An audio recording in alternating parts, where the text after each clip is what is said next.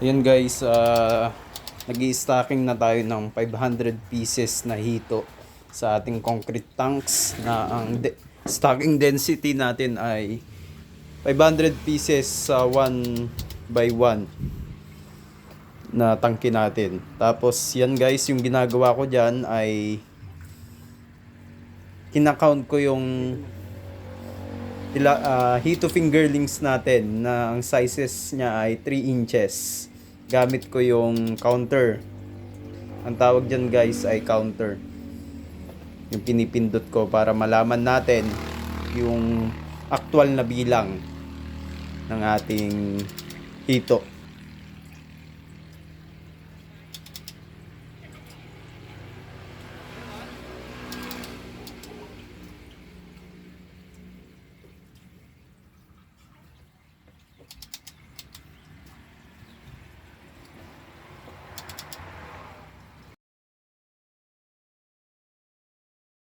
Ayan, pass forward ko na kasi napakatagal magbilang. Ayan, mano-mano yan guys. Ayan.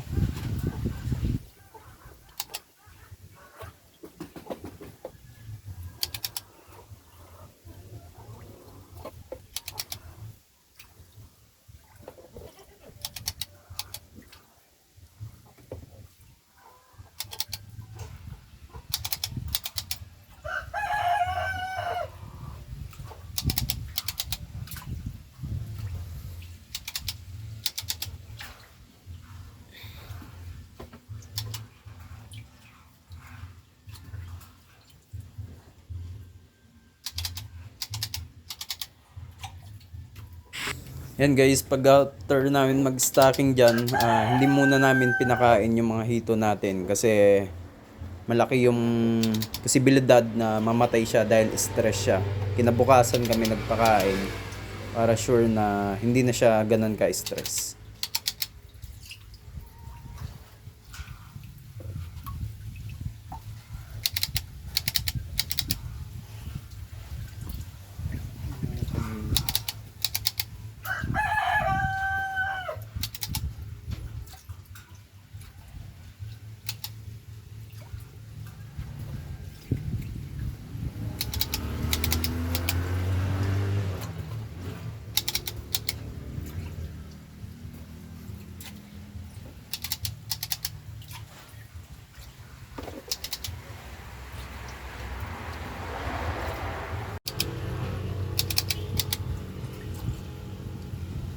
Yan, naka 225 pa lang ako dyan at kalahati pa ang aking bibilang.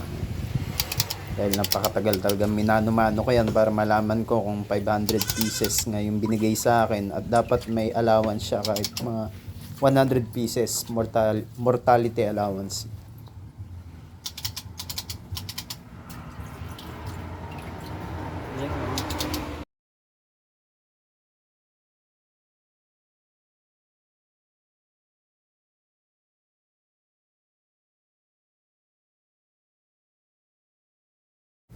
Yan, pagkatapos ko mag-stocking, nag-sampling pala ako. Bali, 500 pieces lang yung napunta sa akin dahil bulk weight lang, kaya hindi na namin minano-mano.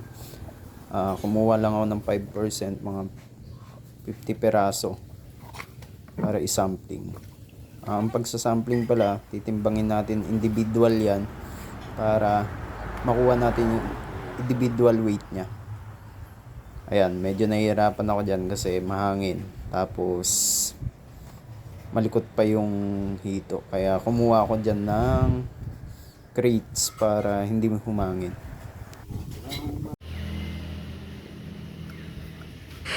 Ayan pala yung actual na pagtitimbang ng sampling. Ayan, ilalagay mo lang yung kahit anong lalagyan dyan kasi titiyek mo. Tapos ilalagay mo isang piraso. Sasabihin mo sa kasama mo yung weight, susulat niya, tapos stir ulit, dagdag lang tayo hanggang matapos yung 1.5 pieces. Plus mo lang.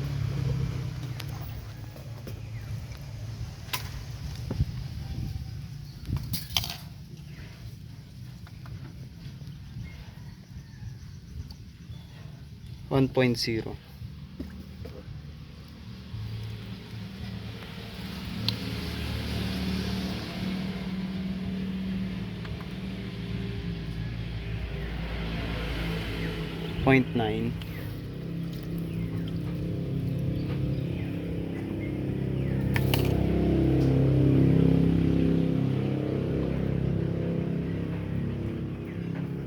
One point four.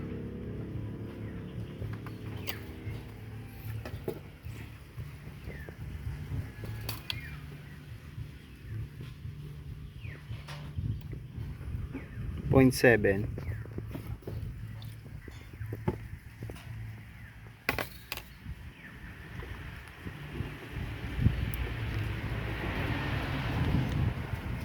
1.1.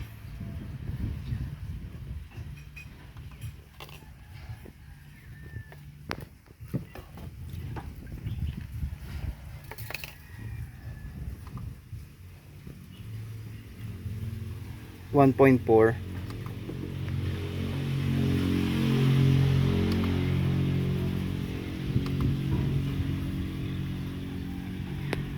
1.7.